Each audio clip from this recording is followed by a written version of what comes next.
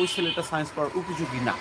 এইজন্য আমরা বলব যে আ আপনি ভবিষ্যতে কি করতে চান? আপনার আসলে ডেস্টিনেশনটা কি? What is the future plan? What you want to be in future? Uh এই বিষয়টাকে মাথায় রেখে আপনাকে গ্রুপ চয়েস করতে হবে। আ মনে রাখবেন নবম শ্রেণী class 9 this is most important for your life, especially student life is most important time, especially class 9 and 10. This is most important time. If you take wrong decision in that time, you have to suffer in future.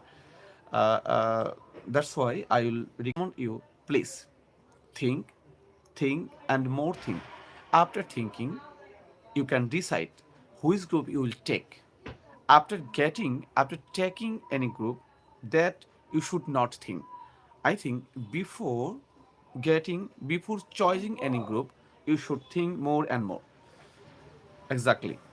আপনি ভেবে চিন্তে তারপর